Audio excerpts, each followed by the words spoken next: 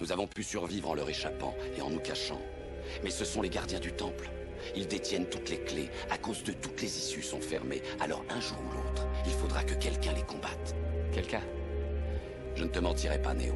Tous les êtres humains, hommes et femmes qui les ont attaqués, qui ont voulu les affronter, ont été tués. Mais là où ils ont échoué, tu vas réussir.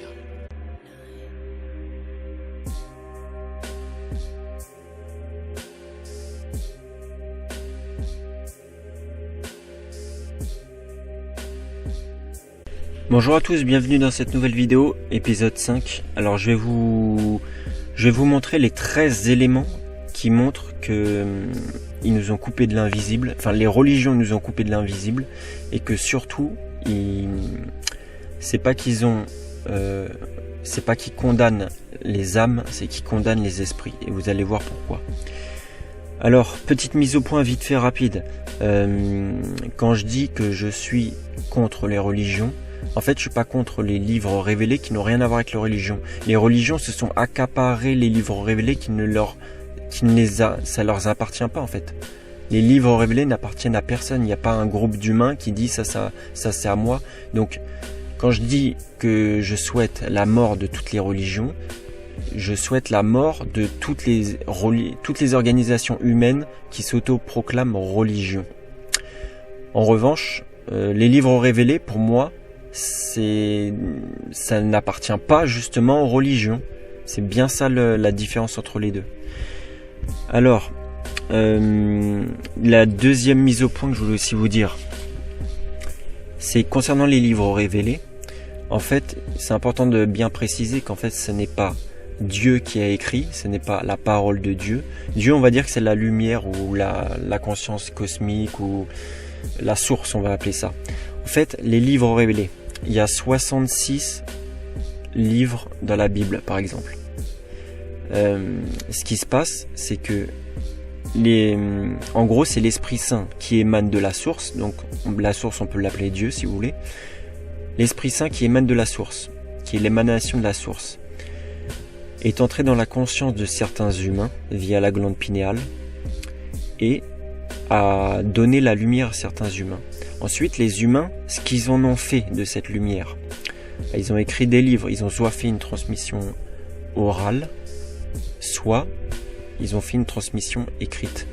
Et aussi que le dépôt biblique, donc même si on ne parle pas du livre, mais ce qui est écrit dedans, peut être par exemple critiqué. C'est-à-dire que l'exégèse peut réfléchir sur les textes en disant à tel endroit il y a un manuscrit qui a été par exemple perverti, ou bien il y a une erreur manifeste de copiste, ou bien il y a une erreur dans le texte parce qu'on parle de tel pays alors qu'il n'existe pas. Et quand ils ont fait une transmission écrite, ils ont codé les livres. Donc ils les ont codés pour qu'on passe par l'arbre de vie. Et des fois ils ont fait des transmissions orales directes où ça représentait un peu plus l'arbre de la connaissance, et c'est quelque chose qui est un peu condamné de donner directement les secrets. Donc je vais vous présenter les 13 éléments qui montrent qu'ils nous ont coupé de l'invisible. Alors, petite mise au point par rapport à la dernière vidéo, épisode 4. Je vous avais parlé du sourate 19 verset 26, vous savez, où en ligne il y a écrit sur les Corans réjouis-toi, alors que moi dans mon Coran, sourate 19 verset 26, il y a écrit que ton œil se réjouisse. Donc l'œil, le 6e chakra, 3e œil, glande pinéale, 6e niveau séphirotique, qui permet d'atteindre soit 666 Jésus, soit 666 Lucifer. Descendant d'Abraham, il m'a dit que dans son Coran à lui, avec une traduction turque, c'était non pas que ton œil se réjouisse, mais que ton œil s'illumine. Alors là déjà on se rapproche un peu plus de ce que je vous avais parlé la dernière fois, donc l'illumination. Donc moi je pense que la véritable traduction c'est que ton œil t'illumine, et non pas que ton œil s'illumine. Mais bon, que ton œil s'illumine, c'est déjà bien. Et juste pour vous dire, on est passé de que ton œil illumine ta conscience à que ton œil s'illumine, à que ton œil se réjouisse, à réjouis-toi. Donc je sais pas ce que ça va être la prochaine étape, ce sera danse la samba ou fais la fête ou enfin vraiment c'est vraiment de pire en pire quoi. Et pour moi c'est pas volontaire. Si les traductions c'est de pire en pire, ça s'éloigne de pire en pire du sens réel des choses. Pour moi c'est volontaire, c'est pour couper les gens de l'invisible.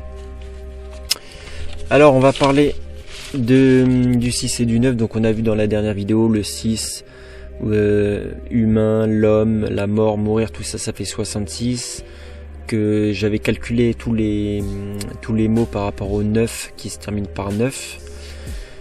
Donc le 6 ça représente un peu la matière, le visible, la réalité entre guillemets, même si elle est semi-holographique, le dharma, le bas. Le 9 ça représente un peu l'esprit, l'invisible, l'astral, le brahman et le haut. Donc on a vu dans la dernière vidéo que dans la grande guématrie, donc A égale 9, B égale 18, C égale 27, etc. Donc fils de Dieu ça faisait 999, que Pinéal ça faisait 666, Jésus 666, Lucifer 666. Donc Pinéal c'est normal, c'est l'organe physique, c'est notre troisième œil. Donc soit vous devenez avec la glande pinéale Jésus, donc du côté lumineux de la force, soit du côté obscur Lucifer 666. Le 6 signifie que c'est des états atteignables par l'homme et c'est des niveaux humains. Et que les gens qui atteignent ces niveaux, il ne faut pas les idolâtrer, sinon vous suivez le 666, le nombre de la bête. Alors les Grecs, vous le savez très bien, ils sont dans le culte du corps et de l'esprit. Vous savez, à la fois les statues grecques, le corps, et en même temps la philosophie, l'esprit. Donc c'est pour ça que l'homme... homme en grec ça fait 999 en grande guématrie. La première manipulation ça va être que les hommes tout simplement se sont divinisés, donc au niveau des rois dans le christianisme ils sont attribués le fait d'être roi, de droit divin. Dans l'islam les califes ils ont carrément, eux ils sont au-dessus des lois de Dieu. Ça c'est carrément officiel dans le sunnisme. Et les raves, c'est interdit de les... Ils ont inventé le blasphème de critiquer les raves, de critiquer les rabbins. Alors vous savez que chez les juifs il y a ce qu'on appelle la teshuva, c'est en gros la repentance. En réalité, il y a la même chose dans le christianisme qui s'appelle la confession. Vous savez qu'on va se confesser au confessionnal et on se confesse. Alors, en fait, au lieu de nous inviter à nous confesser à Dieu en demandant pardon dans nos prières, qu'est-ce qu'ils font? Ils nous disent de nous confesser à un prêtre. En fait, on doit s'excuser de nos fautes auprès du prêtre. On doit se confesser auprès du prêtre, c'est-à-dire auprès d'un humain, au lieu de se confesser auprès de Dieu. Donc on doit se confesser auprès du Père Céleste. Normalement on devrait se confesser auprès du Père Céleste. Et on se confesse auprès du prêtre qui lui-même souhaite que l'on l'appelle prêtre, que l'on l'appelle Père. C'est-à-dire qu'en fait, le truc incroyable c'est que j'ai lu dans Matthieu chapitre 23 verset 8: pour vous, ne vous faites pas appeler rabbi, car vous n'avez qu'un maître, et tous vous êtes des frères. Donc tous les juifs, ça concerne tous les juifs, vous devez appeler personne rabbi. Et la suite du verset, incroyable: n'appelez personne votre père sur la terre, car vous n'en avez qu'un, le Père Céleste. Or, tous les chrétiens appellent le prêtre mon père. Et alors écoutez bien, j'ai appelé quelques églises pour leur demander pourquoi est-ce que Jésus interdit qu'on appelle quelqu'un mon père et pourquoi tous les prêtres se font appeler mon père. Et écoutez la réponse incroyable que j'ai eue.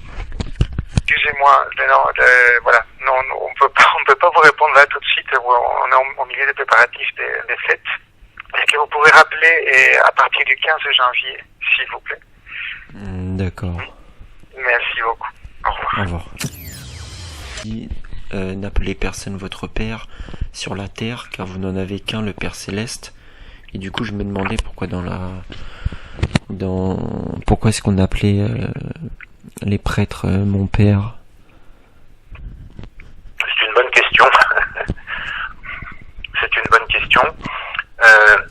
êtes croyant? Vous fréquentez une église? Oui, je suis croyant, je prie Dieu, oui. D'accord, vous êtes parisien? Oui. Bon, Et ça, vous pouvez pas me répondre par rapport à ça? Vous pouvez pas me répondre? Je ne vais pas parler de ça au téléphone. N'appelez personne votre père sur la terre, car vous Je n'avez qu'un ne père. vais pas parler de ça au téléphone. Ça fait 3 fois que je vous le dis, et je le ferai pas. Ah, ça vous D'accord. gêne ce verset-là? Très bien. Voilà, je vous laisse, il faut que je travaille. Bonne Bah, votre journée travail, et c'est de me bonne répondre. C'est de me bonne répondre, votre nouvelle année travail. à vous. C'est de me répondre. Mais Votre je vous travail. répondrai quand vous viendrez me voir à mon accueil, je suis là pour Mais ça. je suis pas dans votre ville. Ah bah pourquoi vous m'appelez alors? Mais parce que j'appelle une église pour savoir par Ah rapport bah à ce allez verset. voir une église dans votre ville. Et Mais puis c'est ce votre sera très métier. bien. Mais c'est votre métier, vous voulez pas me Ma répondre. mon métier, mon cher monsieur, c'est d'être curé d'une paroisse. Curé d'une paroisse, je suis envoyé à des paroissiens, c'est-à-dire des gens qui habitent sur un territoire. Vous n'êtes pas sur mon territoire, je n'ai pas fonction de m'occuper de vous. Donc en fait, vous C'est vous en comme ça. fichez de la spiritualité, la religion. Je n'ai pas pour mission de m'occuper des gens du monde entier. C'est pas mon boulot. Bah, je suis en Donc France, vous allez vous voulez voir pas me votre paroisse répondre. à côté de chez vous, et puis ils pourront vous répondre. Voilà. Bah, en fait, vous êtes pas, vous cherchez pas à élever les gens. Je vous pose une question par rapport à l'évangile et vous m'envoyez balader Mais- alors que c'est votre métier. mais Vous êtes Je payé vous pour ça. envoie balader si vous voulez, je veux pas répondre. Je vous ai déjà dit que c'était pas le bon boulot de répondre au téléphone aux gens qui ont des questions qui sont. C'est pas mon boulot. Voilà, Répondre chacun à son l'évangile, boulot. c'est pas votre Il y a travail. peut-être des gens qui font ça, mais c'est pas le mien. Bah, vous devez répondre à l'évangile. Je dois répondre à l'évangile. Non, je dois pas répondre à l'évangile. Je dois essayer de- Non, mais si d'écouter quelqu'un a une l'évangile question dans le par rapport à livre, ça n'a rien voir. l'évangile, vous êtes bien payé pour ça. Allez, cher monsieur, vous je pouvez pas vous me dis au répondre. revoir, je vous souhaite une Mais belle nouvelle année, mais Et vous avez c'est pas pas la honte. peine de m'appeler. Vous êtes payé pour Au ça, revoir. vous avez pas honte.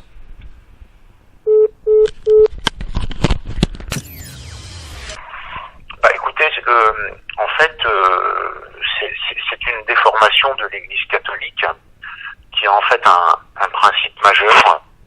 Oui. L'Église catholique estime que, comment dirais-je, elle a préséance sur la parole de Dieu. C'est-à-dire que pour elle, la parole de Dieu ne suffit pas et qu'elle peut apporter de nouvelles révélations, de nouvelles choses. Et à l'intérieur de cela, elle s'octroie des droits et elle fait des choses qui ne sont plus conformes à la parole de Dieu. Voilà, tout D'accord. simplement. Vous pourquoi êtes on en arrive à de protestant? telles erreurs. Comment? Vous êtes protestant.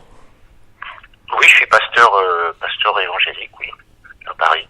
Ah, alors en fait, ce qui s'est passé, c'est qu'ils ont modifié les livres, c'est-à-dire à l'oral, dans la prière chez les musulmans, ils ont enlevé le premier verset de la Fatiha, et j'ai remarqué que dans les évangiles, au chapitre 6, verset 12, ils ont remplacé une phrase par une autre, c'est-à-dire que normalement c'est Notre Père qui es aux cieux, que ton nom soit sanctifié, que ton règne vienne, que ta volonté soit faite sur la terre comme au ciel.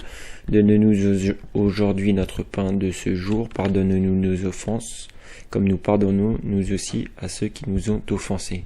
Mais pardonne-nous nos offenses, comme nous pardonnons nous aussi à ceux qui nous ont offensés.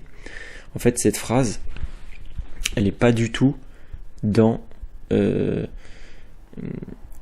c'est vraiment la phrase qui nous met dans une position de soumis et de mouton, et elle n'est pas dans les évangiles.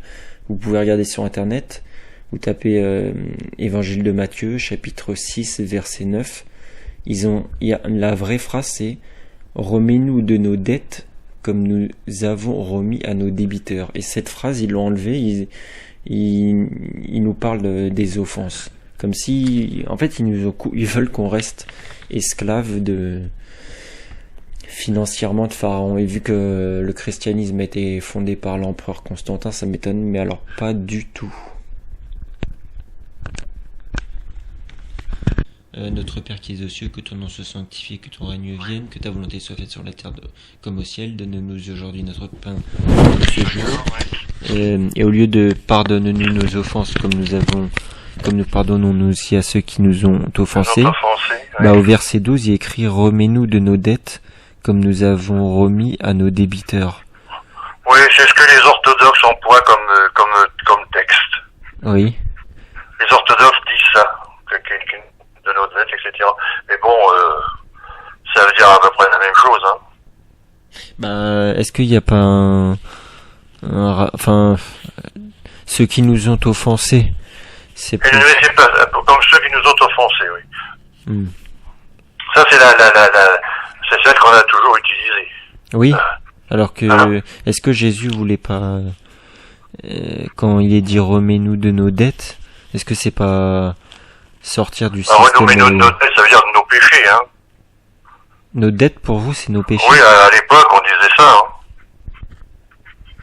Ah, d'accord. Parce que, ouais, comme nous avons remis à nos débiteurs. Comme nous remettons à nos débiteurs, oui, les débiteurs, c'est les grands prêtres, hein. Les débiteurs, c'est les grands prêtres. Bah, c'était les grands prêtres, oui. C'est-à-dire, on devait quelque chose aux prêtres? Ouais, voilà. À l'époque, oui. On devait, c'est-à-dire, on devait quoi? J'ai pas compris.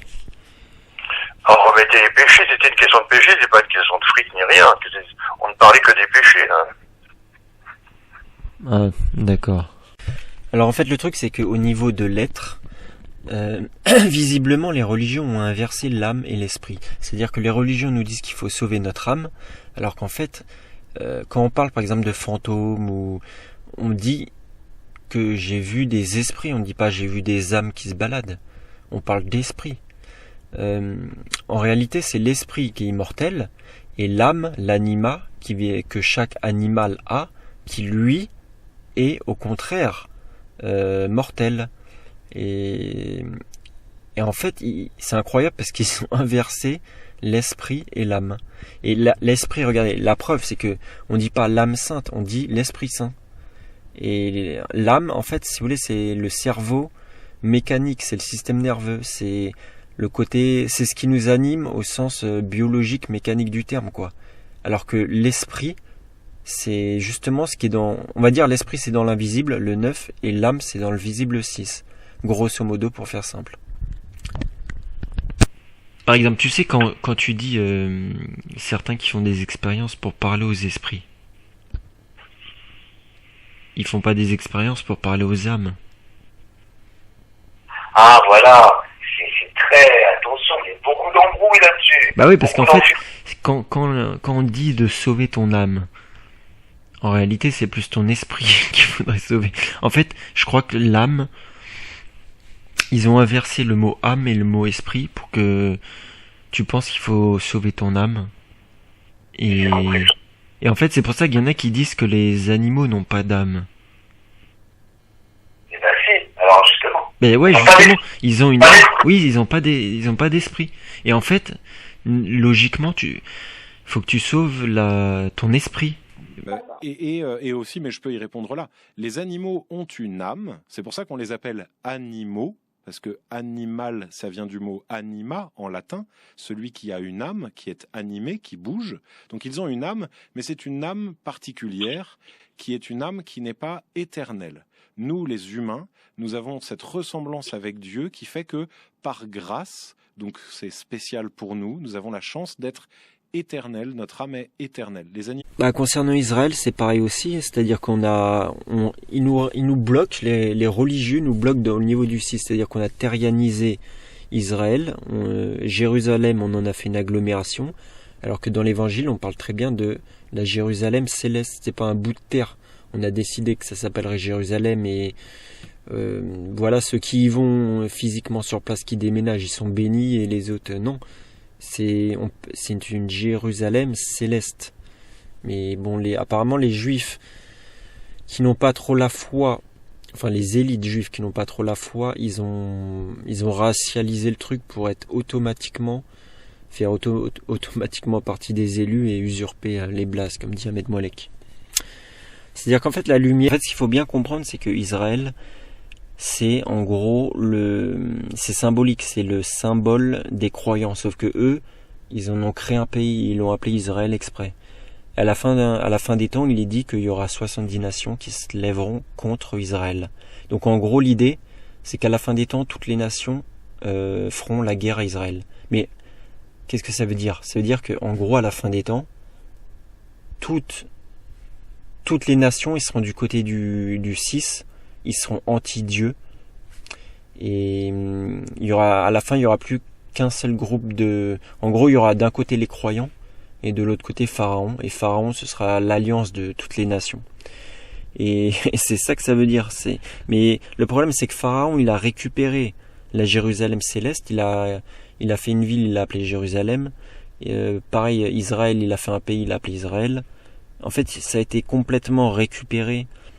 C'est-à-dire que Pharaon a récupéré le plus grand contre-pouvoir existant possible. Il se l'a accaparé.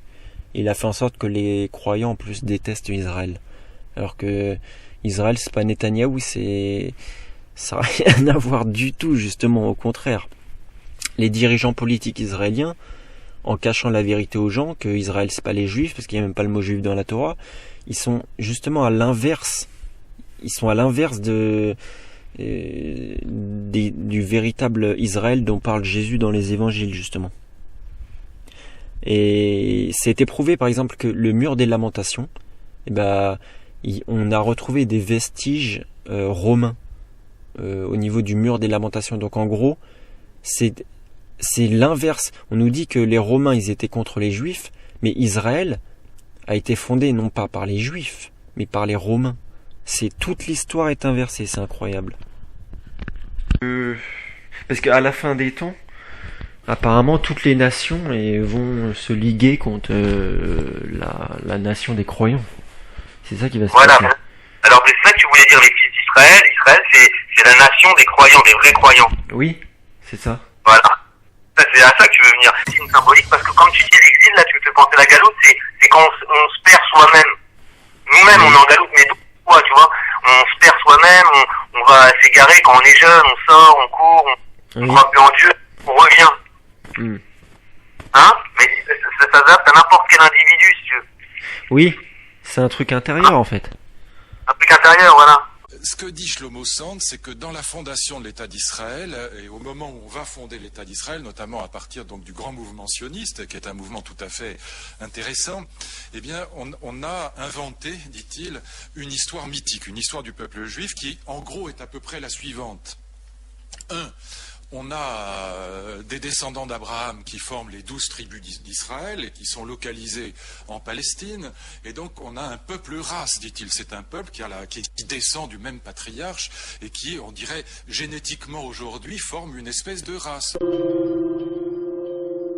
La trouvaille est d'importance parce que depuis des siècles, il y a une question qui intrigue tous les historiens. Mais quand a été construit ce mur? Voici un nouveau bout du mur des lamentations. Vous savez, ce mur qui a été construit sous l'Antiquité pour soutenir l'esplanade du temple. Alors bon, le temple, lui, a été détruit, mais le mur est resté un lieu de prière et de recueillement pour tous les Juifs du monde entier qui viennent là. Alors la grande surprise des archéologues n'est pas tant d'avoir trouvé un nouveau bout du mur, ils sont très contents quand même, si. Non, c'est surtout qu'en creusant, ils sont tombés sur un édifice circulaire. Oh, grosse surprise, quelle est cette chose-là? Ah ouais? Eh bien, voilà, c'est un théâtre. C'est le plus ancien bâtiment public romain mis à jour à Jérusalem. Et la trouvaille est d'importance, parce que depuis des siècles, il y a une question qui intrigue tous les historiens, mais quand a été construit ce mur? Ben oui, le mur. Est-ce que c'est un vestige du temple? On ne sait pas. Alors, vous savez, le mur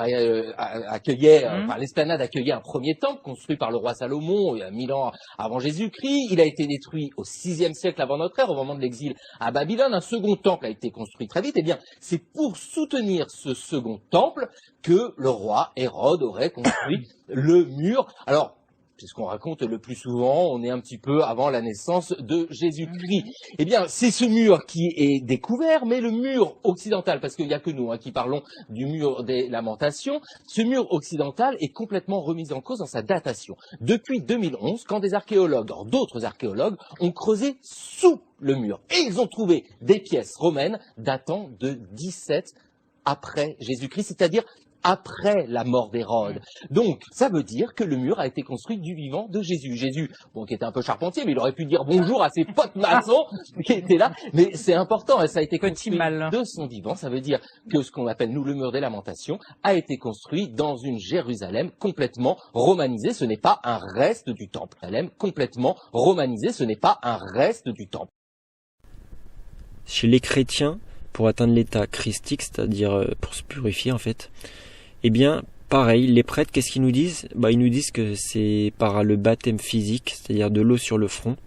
Et de cette manière, vous êtes christique. On vous met un peu d'eau sur le front, et ça y est, vous êtes christique, tout simplement. Alors que non, il faut l'élévation de la lumière intérieure, de la Kundalini. J'en ai parlé pendant 1h30 dans ma dernière vidéo. Donc pour ça, je vous ramène Évangile de Marc, chapitre 11, verset 30. Le baptême de Jean était-il du ciel ou des hommes? Répondez-moi. Ça, c'est Jésus qui parle aux pharisiens, justement. Il dénonce le fait que le baptême, c'est pas le baptême des hommes, c'est pas les hommes qui font que tu deviennes christique ou que tu deviennes pur, non.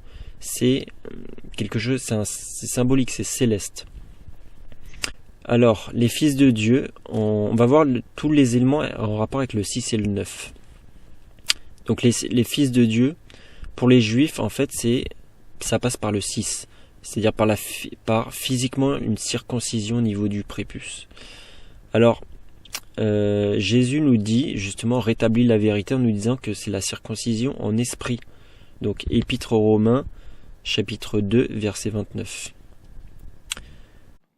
D'accord, mais vous pensez pas que justement chaque personne peut atteindre l'état christique? Nous les chrétiens, on considère que par le baptême, on atteint l'état christique, puisqu'on est appelé alter Christus, autre Christ. Le Christos en grec, ça veut dire celui qui a reçu l'onction, et donc dans le baptême, nous recevons l'onction de l'Esprit Saint, et donc nous sommes à l'état christique, si vous voulez, mais pas dans le même sens que ce qu'en disent l'ésotérisme. C'est pas exactement le même langage et le même regard sur Dieu et sur le monde. Alors par exemple, si on prend les ablutions, on nous dit lavez-vous la tête puis les mains. Mais si t'as pas les mains propres, comment tu veux te laver la tête? C'est pas logique. Donc en fait la tête c'est l'esprit. Donc soit déjà, au lieu d'être en tristesse, soit en joie, au lieu d'être en colère, soit en paix, au lieu d'être en stress, soit en bien-être. Ça veut dire déjà lave-toi au niveau de ton esprit avant de rentrer dans la prière. Il faut que tu sois saint d'esprit, saint de corps et d'esprit. Ensuite les mains, ça représente le 6, la matière, donc le corps. Donc, je vous ai déjà fait l'expérience de prier quand vous êtes rassasié ou prier à jeun, c'est pas du tout pareil. Évidemment, faut pas prier. La Coran nous dit de pas prier quand vous êtes bourré ou sous substance. Donc, le mieux c'est de prier à jeun. Donc, il faut que ton esprit, ton corps soit saint, soit lavé. Alors, par rapport aux prophètes aussi, dans les 3 monothéismes, c'est un peu pareil. C'est-à-dire que les prophètes, on les a humanisés, on les a personnifiés, alors qu'en fait les prophètes sont dans l'invisible, dans le 9. Jésus c'est un état christique, je vous en ai parlé pendant 1h30, je vous ai donné les preuves. Coran, Évangile, Torah. Noé c'est un personnage symbolique, toutes les civilisations ont leur Noé. Abraham, c'est pareil. Moïse, il n'y a aucune trace historique de Moïse tout simplement. Donc c'est ce qu'il faut bien comprendre, c'est le sens des personnages et non pas la réalité historique. Alors quand je vous dis que les prophètes sont dans l'invisible, je m'appuie sur quoi? Donc sourate 3 verset 144, Mohammed n'est le père d'aucun de vos hommes. Évangile de Matthieu chapitre 23 verset 37, Jérusalem, Jérusalem, toi qui tues les prophètes. Donc c'est dire qu'à l'époque les juifs tuaient les prophètes, mais c'est pas tuer physiquement, c'est dire si tu considères que ils sont pas dans l'invisible mais que c'est des humains, tu considères qu'en fait tu considères qu'en fait ils sont morts et donc tu tues les prophètes. Également Sourate 3 verset 101, on nous dit que les messagers sont dans l'invisible. Luc chapitre 23 verset 47, malheur à vous parce que vous bâtissez les tombeaux des prophètes et ce sont vos pères qui les ont tués. Donc il dit malheur à vous parce que vous bâtissez les tombeaux des prophètes. Mais il n'y a pas besoin de leur faire de tombeaux vu qu'ils sont dans l'invisible. C'est ça que ça veut dire en fait tout simplement. Et alors c'est pareil pour les messies. La Deuxième Guerre mondiale. Bon, ce que dit Shlomo Sand, c'est que cette histoire qui a servi la création d'Israël est complètement mythique. Et notamment, ce qu'il explique, c'est qu'il n'y a jamais eu de diaspora. Il n'y a jamais eu d'exil, et il dit, voilà, le peuple romain, l'Empire romain n'a jamais pratiqué les déportations. D'abord, il n'en avait pas les moyens, il n'y avait pas de train, il n'y avait pas de camion, donc le peuple juif n'a jamais été déporté, il n'y a pas eu d'exil, il n'y a pas eu de diaspora, et c'est une invention des chrétiens pour punir le peuple juif. C'est notamment une invention du premier père grec, Saint Justin. Qu'est-ce qui s'est passé? Alors du coup, on dit, et comment expliquer les communautés juives partout dans le monde, si c'est pas de la diaspora? Eh bien, ce qu'il explique, c'est qu'en vérité, ces communautés juives un peu partout dans le monde sont le résultat de grands moments de conversion, et que la religion juive a été une religion prosélyte, et qu'un certain nombre de peuples qui n'avaient aucun rapport ethnique, racial avec les tribus d'Israël, ou génétique, je dis génétique parce qu'un certain nombre de savants aujourd'hui, y compris en Israël, cherchent à trouver une origine commune génétique. Hitler n'aurait jamais tué aucun juif de Judée, mais il aurait tué uniquement des descendants des Khazars. Voyez pourquoi cette thèse, évidemment, embête à la fois un certain nombre de sionistes, mais aussi un certain nombre d'antisémites. Pas de peuple juif, pas d'exil, pas de diaspora. Voilà, c'est bien résumé. Alors vous allez voir, ce qui est marrant, c'est que les rabbins commencent petit à petit, je dis pas que les lignes commencent à bouger, mais petit à petit, il y a certains rabbins qui commencent à dire qu'en fait tous les personnages bibliques sont totalement fictifs et totalement symboliques, quoi. C'est, en gros, c'est comme le serpent, c'est que du symbolisme. Mais la Torah tout entière est une sagesse qui transmet des messages éternels au-dessus du temps et de l'espace, qui concernent chaque homme, à chaque génération, dans chaque endroit. Et chaque histoire, l'histoire d'Abraham et de Sarah et de Caïn et Abel, sont des messages codés qui concernent n'importe lequel d'entre nous. Le Baal Shem Tov ira jusqu'à dire que tous les personnages bibliques, bons et mauvais, sont des forces qui sont à l'intérieur de l'homme. Donc Yitzhak, Yaakov, Abraham, Esav, Ishmaël, Bilham, Balak, tout ça c'est des codes qui font allusion à des forces qu'il y a dans l'homme et qu'il y a dans l'humanité tout entière. Vous vous rendez compte jusqu'où va le Baal Shem Tov? Alors ça ne veut pas dire que Abraham et Sarah n'ont pas existé, qu'à Dieu ne plaise. Ça ne veut pas dire que Adam et Chava n'ont pas existé, bien sûr qu'ils ont existé. Mais ça veut dire qu'il est interdit de se limiter à la lecture du texte tel que nous l'avons devant les yeux. C'est-à-dire qu'on est toujours dans le 6, on a personnifié l'état messianique, donc le Mashiach. C'est marrant parce que les Rav nous disent que pour la venue du Mashiach, il faut que chacun s'élève de l'intérieur. Et en fait, pour faire venir le Mashiach, puisque le Messie, tant attendu, il faut tout simplement que chacune, travaille sur sa foi. Et donc c'est pareil pour Jésus. Bon bah alors Jésus, je vous en ai parlé pendant 1h30 dans ma dernière vidéo. Je vous ramène à ma vidéo. Alors qu'en fait, les messies, c'est un état messianique que chaque... Alors pourquoi Morpheus nous chaque dit homme peut atteindre? Ces gens font quand même partie du système, les avocats, les charpentiers. J'ai fait une grosse partie 30 minutes là-dessus, je vous renvoie à ma dernière vidéo aussi. Un politique, c'est l'avocat de lui-même. Mais pourquoi est-ce que les charpentiers font partie du système à votre avis? Tout simplement parce que, en fait, Jésus a été récupéré par le système et que... Maintenant, à l'heure actuelle, dans le contexte actuel des choses, bah en fait ça fait partie du système. C'est-à-dire si tu crois qu'il faut prier, et tu crois en Jésus et ça y est, t'as la vie éternelle, bah non, là t'es dans la matrice des religions et t'es en plein dans le système tout simplement.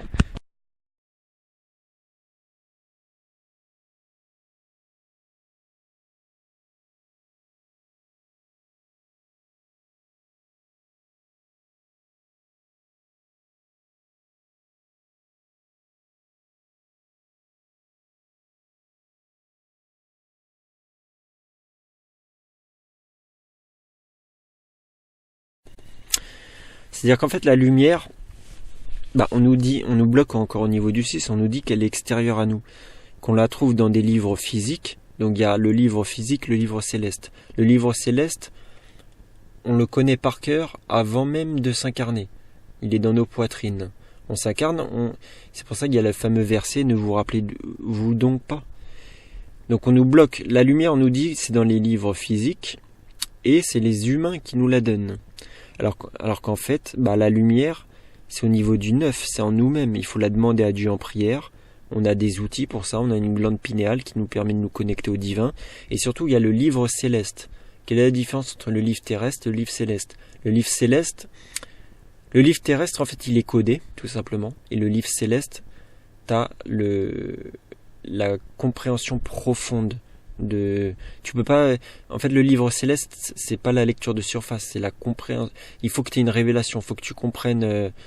faut que tu dises, ah tiens, en fait, ça veut dire ça, ça veut dire ça, etc. Faut que tu comprennes le sens. C'est pour ça le fameux verset, ne vous rappelez donc vous pas. Enfin, un verset comme ça, je trahis pas le sens du verset. Donc là, on y vient, verset 101 sourate 3. Comment daignez-vous alors que le signe d'Allah vous sont communiqués et que le messager est en vous? Fikoum. Toi qui es musulman, tu peux m'expliquer ce verset, Inch'Allah? Même quand vous êtes au niveau des livres, en fait, il y a deux types de livres. Il y a les livres révélés, donc Torah, Évangile, Coran, Bhagavad Gita, et ça a été remplacé insidieusement par les traditions orales des hommes. Donc de la Torah, on est passé du Talmud, des Évangiles, on est passé aux écrits de Paul de Tarse, du Coran, on est passé de Bukhari, et de la Bhagavad Gita, on est passé au Veda. À chaque fois, la tradition orale des hommes, ça vient...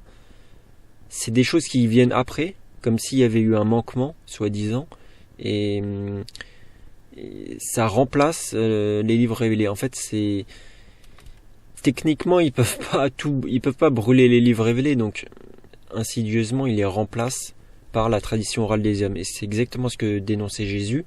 Il disait aux pharisiens, malheur à vous, vous remplacez les commandements de Dieu par et vous suivez la tradition des hommes. Alors même si on suit les livres révélés,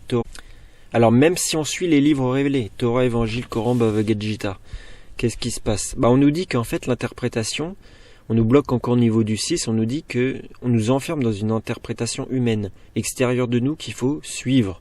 C'est-à-dire qu'en fait, pour comprendre les livres révélés, parce que rien n'est en lecture de surface, tout est en compréhension profonde, sens caché, allégorie et parabole, faut se référer aux prêtres, faut se référer également aux rabbins et faut se référer aux imams. Donc ça nous met dans une dépendance spirituelle, ça nous bloque dans une lecture de surface mécanique, alors que en fait, normalement vous devez demander vous-même dans votre prière la révélation à Dieu, la compréhension à Dieu. Moi personnellement c'est ce que je fais, c'est pour ça que je fais des vidéos de 1h30 où je décode les principes, le sens profond. Je sais qu'Ahmed Molek fait la même chose, descendant d'Abraham, il m'a dit qu'il faisait la même chose et que ça lui donnait une compréhension beaucoup plus aboutie que... Et voilà, en gros, c'est... Avant d'ouvrir le livre, c'est ça qu'il faut sur la chose sur laquelle il faut que vous vous concentriez. Et donc, de ce principe-là, vous pourrez comprendre le sens profond et ésotérique. C'est pour ça que Jésus disait frapper de l'intérieur, et c'est pour ça que dans le Coran il est dit, Dieu dit, il nous incombe l'explication. C'est-à-dire, ne va pas demander à un humain, ne va pas demander à des professionnels de la religion qui t'expliquent le sens. Essaie de méditer sur le sens, demande dans ta prière à Dieu qui t'explique le sens, et là tu pourras avoir la réelle compréhension des écrits révélés. Alors, en fait, si vous voulez, je vous donne un exemple avec la Genèse. Il y a Abel et Caïn. Donc on nous dit dans la Genèse que Caïn, en fait, son métier c'est de cultiver la terre, et que Abel, son métier c'est d'être berger. Alors c'est très intéressant. Donc cultiver la terre, c'est le 6. Berger, c'est un peu l'esprit qui guide la matière, donc c'est le 9. Caïn va tuer Abel. Donc, en gros, c'est ton côté à toi, terrestre, ton côté terre à terre qui va tuer le côté esprit. Ça veut dire, en gros, t'es dans ce monde-là, t'es dans un monde terrestre, tu vas oublier l'invisible, dans ta tête, il n'y a que le visible qui compte. C'est ça l'allégorie que ça veut dire.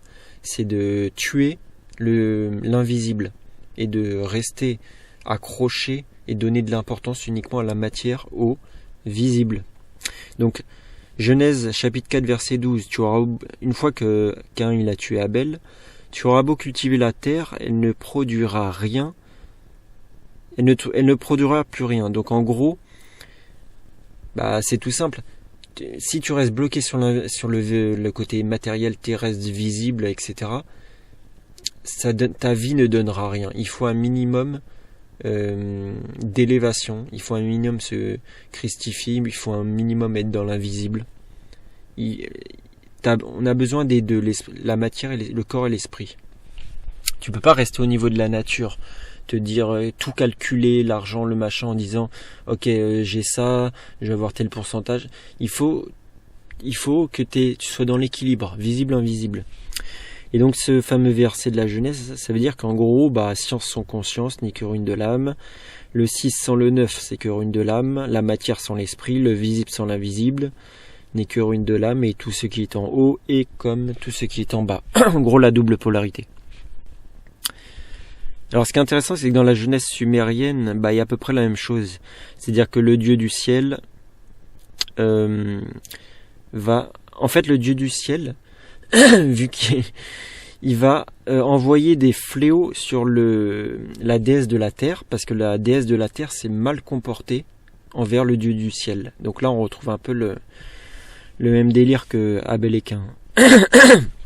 Et dans la mythologie grecque, c'est un peu la même chose avec Zeus, qui représente le neuf, la terre, et les habitants de la terre qui se font frapper, parce que en gros, ils sont détachés du 9, ils sont restés bloqués sur le 6.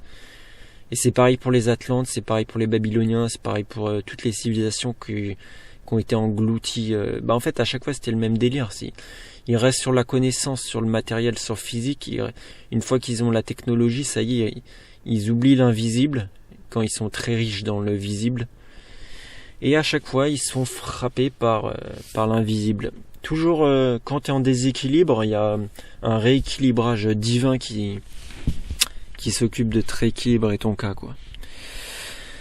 Alors, ensuite, c'est marrant parce que dans Star Wars, j'ai remarqué, George Lucas, qui est un grand initié, qui a j'ai lu qu'il a une bibliothèque avec 20 000 livres ésotériques. Je sais pas si vous vous rendez compte du personnage. C'est pas un hasard s'il a eu un grand succès dans ses films, même si 99% des gens ne comprennent pas le sens de ses films.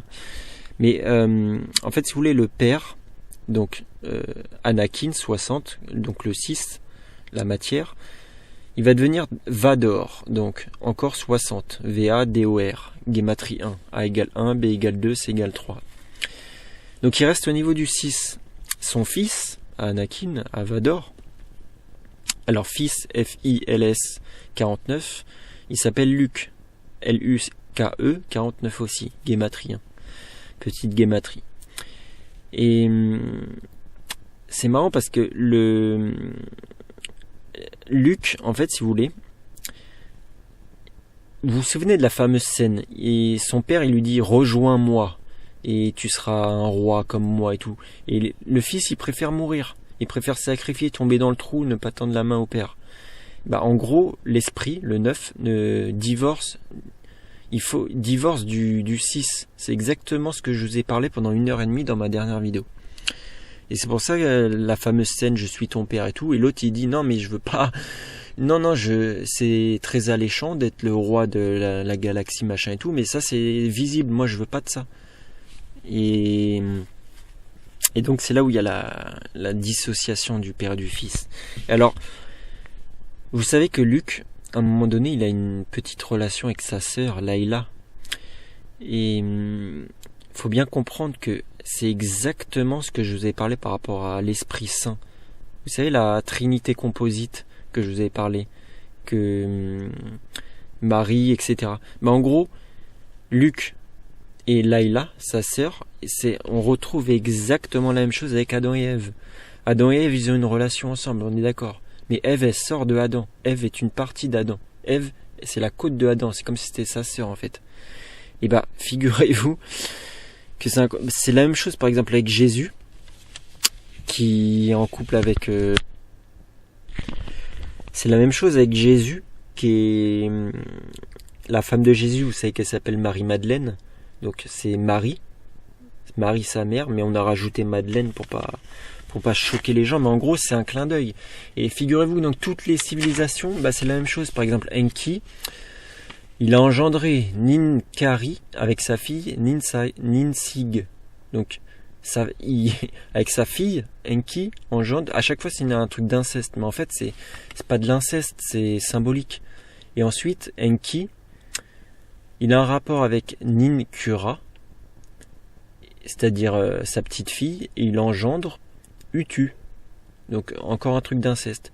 Et vous connaissez dans la mythologie grecque Oedipe, la fameuse phrase qui a tué son père et qui épousa sa mère. Et en Égypte, il y a des couples frères-sœurs, c'est exactement la même chose. Osiris, Isis, Seth, Nephthir, Shu, Tefnut, Geb, Nut. À chaque fois, c'est des couples qui sont frères-sœurs. Et c'est exactement pareil avec la symbolique que George Lucas, il a voulu faire un petit clin d'œil avec Luke et Layla.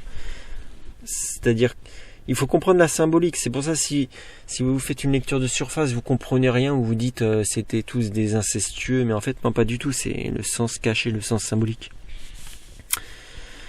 Alors, en fait, ce qu'on peut en conclure, c'est que tout simplement, religion, vous le savez, ça vient du grec religio, qui veut dire relier. Donc en fait, en théorie, les religions, ils sont censés nous relier, ils sont censés relier le 6 au 9, c'est-à-dire ils sont censés relier l'homme au ciel, le visible et l'invisible. En fait, mais la seule chose qu'ils font, c'est relier le 6 au 6, l'homme à l'homme. Pourquoi ? Parce qu'en fait, les religions, c'était vraiment des vraies religions qui faisaient vraiment un travail de nous relier. En fait, ce serait le plus grand contre-pouvoir que Pharaon il puisse avoir. Et donc, ça a été récupéré, évidemment. Et donc, maintenant que ça a été récupéré par de mauvaises mains, la seule chose qu'ils font, c'est nous relier au 6. C'est-à-dire, au lieu ils éloignent les croyants des livres révélés, ils éloignent les gens de l'invisible. Et ils éloignent les gens de la dépendance spirituelle surtout. Et ils enferment les gens dans tout ce qui les arrange, c'est-à-dire les traditions des hommes. En fait, si vous voulez, c'est comme les partis politiques de gauche. Normalement, un vrai parti politique de gauche, il est du côté du peuple, donc il est contre l'Union européenne. Aujourd'hui, techniquement, vu qu'il n'y a aucun parti de gauche qui est contre l'Union européenne, techniquement, un parti de gauche n'existe pas. Il n'y a aucun parti de gauche qui existe en France, vu qu'il n'y en a aucun qui est contre l'Union européenne. Donc en fait, si vous voulez, si vous entendez quelqu'un dire « je suis un parti de gauche », c'est que c'est faux, c'est une usurpation d'identité. Et toutes les religions, c'est des usurpations d'identité, ce ne sont pas des religions. Une vraie religion, aujourd'hui quand on dit religion, c'est un côté secte, parce qu'en fait, ils ont tous fait une usurpation d'identité. Il n'y en a aucun réellement qui nous amène du 6 au 9. Ils font pas leur travail de religio. Ils font pas leur travail de nous relier du 6 au 9. À part vraiment quelques très rares personnes. Et c'est pour ça que dans toutes les religions, il y a la religion normale, donc l'extérieur, judaïsme, islam, christianisme. Et puis il y a à chaque fois la branche ésotérique intérieure. Donc pour le judaïsme, on a la Kabbale, pour l'islam, on a le soufisme, et pour le christianisme, on a la gnose. Et eux, par contre, c'est beaucoup plus difficile d'accès, c'est beaucoup moins promotionné, mais eux, par contre, ils vous donnent les vrais secrets. Ils vous donnent réellement la compréhension profonde des livres révélés.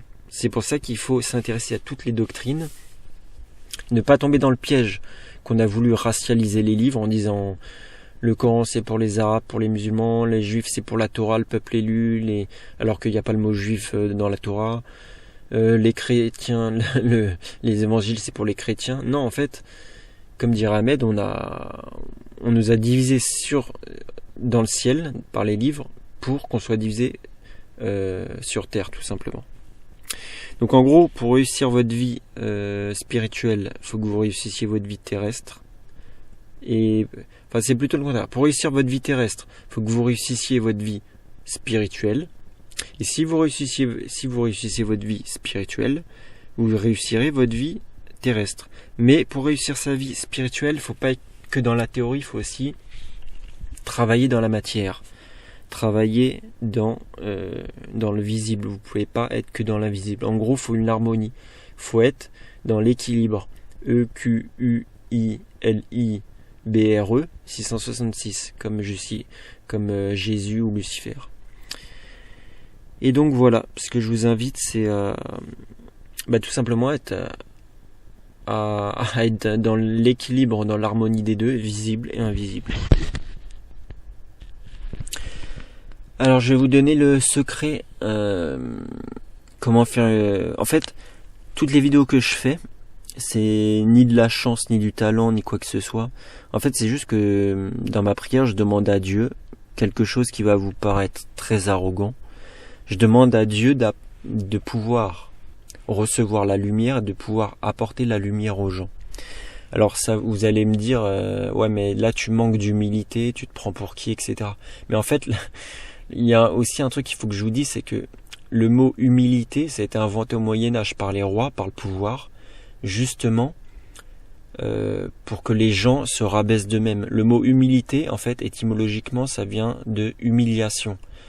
Et l'humilité, soi-disant, on en a fait une vertu, mais en réalité, l'humilité, c'est l'action de s'auto-rabaisser. Et voilà, moi, j'ai pas à me rabaisser, justement, au contraire. Moi, je suis exactement comme vous, je suis un humain exactement comme vous, mais en fait, la seule différence, c'est que si vous demandez quelque chose à Dieu, tout simplement, il faut juste croire que c'est possible. Il faut juste croire en Dieu. Et à ce moment-là, vous pouvez lui demander tout et n'importe quoi, du moment que c'est du côté de la lumière, du côté du bien. Et moi, c'est pour ça que j'ai des révélations, c'est pour ça que j'ai des capacités extrasensorielles, c'est pour ça que j'ai des miracles, c'est pour ça que je suis proche de Dieu. Tout simplement, il suffit dans votre prière de demander à Dieu, tout simplement. Le problème, c'est que les gens ne croient pas que c'est possible de demander des choses pareilles à Dieu, de demander... Par exemple, moi, je demande à Dieu, j'ai demandé souvent de pouvoir faire des sorties de corps, parce que, voilà, j'avais jamais réussi. Et tous les jours de ma prière, je demandais à pouvoir faire une sortie de corps, et paf, un jour... J'ai fait une sortie de corps, d'ailleurs j'avais témoigné, je vous ai raconté un peu en 5 minutes. Et en gros, voilà, moi ce que je vous conseille, c'est de faire les mêmes invocations que moi. Je sais que voilà, il y en a certains, il y a Ahmed, il y a descendants d'Abraham et tout, ils font aussi des invocations, mais en fait, il faut savoir que la majorité des gens sont dans des restrictions limitantes, sont dans des croyances limitantes, ils se restreignent eux-mêmes. C'est-à-dire le plus gros frein d'une personne, en fait, c'est lui-même. C'est juste le fait de ne pas demander à Dieu, soit parce qu'il y croit pas, soit parce que... Et à côté de ça, je suis exactement comme vous, je pêche contre les gens et contre moi-même également. Mais c'est important de ne pas se fixer soi-même un frein, de demander vous-même à Dieu, même si au pire, en fait, ce qu'il faut par contre, c'est vraiment avoir confiance que ça va se réaliser et remercier avant que ça arrive. Vous remerciez à l'avance. Parce que il faut que vous soyez convaincu que ça va arriver. Sinon, si vous demandez quelque chose et en même temps que vous n'avez pas confiance, ça fonctionnera pas. Mais si vous demandez qu'en même temps vous avez confiance, là, ça fonctionnera. Et peu importe le temps que ça prendra, ça finira par fonctionner. Donc, ce que je vous invite à faire, c'est à faire des invocations à Dieu, tout simplement. Moi, si vous voulez, je vais vous dire, j'ai jamais été croyant et j'ai jamais cru en rien du tout. C'est-à-dire que en fait, moi je fonctionne uniquement avec l'épreuve et les expériences. C'est-à-dire qu'au départ, pour moi, Dieu ça n'existait pas. Et en fait, c'est après avoir eu les preuves, c'est-à-dire les miracles en 10 secondes, etc. Une avalanche de miracles dont je vous ai déjà parlé. Et c'est après avoir eu les preuves que j'ai compris, j'ai vu que Dieu existait. Mais pour moi, j'ai jamais cru en rien et je serai jamais dans la croyance. Parce que déjà, croire, c'est arrêter de réfléchir, premièrement. Et deuxièmement, voilà. Moi, je suis pas dans la croyance, je suis vraiment dans le savoir. Il n'y a pas de croyance, il n'y a pas de je crois, peut-être, on m'a dit. Il y a des humains qui m'ont dit, il y a des livres qui ont écrit, alors peut-être que... moi vraiment je crois vraiment en rien. Donc si je vous dis que Dieu existe, c'est parce que vraiment mon esprit cartésien, voilà, je sais par preuve et par expérience que Dieu existe. Les anges, il y a déjà un ange qui m'a parlé, donc je sais que les anges existent. Je l'ai pas lu sur internet ou dans un livre. Les démons, je sais que pareil, ils existent, même si j'ai ma petite idée de ce que c'est. Et c'est un peu trop tôt pour vous expliquer. Je vais pas tout balancer d'un coup.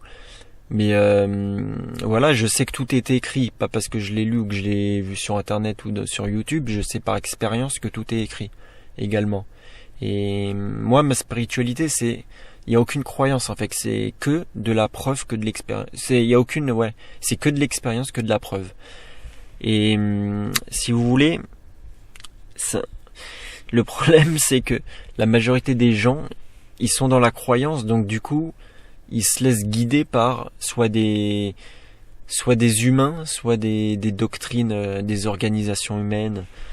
Alors qu'en fait, vous savez, l'axiome de la Kabbale, c'est-à-dire la devise de la Kabbale, c'est quoi? C'est, il est préférable de ne croire en rien que de croire dans quelque chose de faux. Parce que la majorité des gens, vu qu'ils croient dans quelque chose de faux, ils ne peuvent plus aller vers la vérité. La vérité, ils ferment même la porte à clé. Alors que quelqu'un qui croit en rien, il se laisse le champ des possibles, il se laisse le droit d'ouvrir n'importe quelle porte. Moi, à la base, je croyais en rien. Donc, c'était super facile pour moi l'idée de réunir les livres, de remettre en cause les religions, l'idée de l'ufologie, de la spiritualité, etc. Pour moi, ça a été super simple vu que je suis parti d'une feuille vierge. Mais quand toute votre vie, ça fait des milliers d'années que toute votre famille et tout, vous avez construit sur le mensonge, là c'est la déprogrammation, c'est la chose la plus dure, je pense. Il y a un refus de. Donc voilà, moi c'est pour vous expliquer un peu mon parcours. Voilà, merci d'avoir regardé cette vidéo. Soyez christiques, soyez bénis, soyez dans la lumière, soyez dans la connaissance. Partagez mes recherches, mon travail. Et je vous dis à bientôt.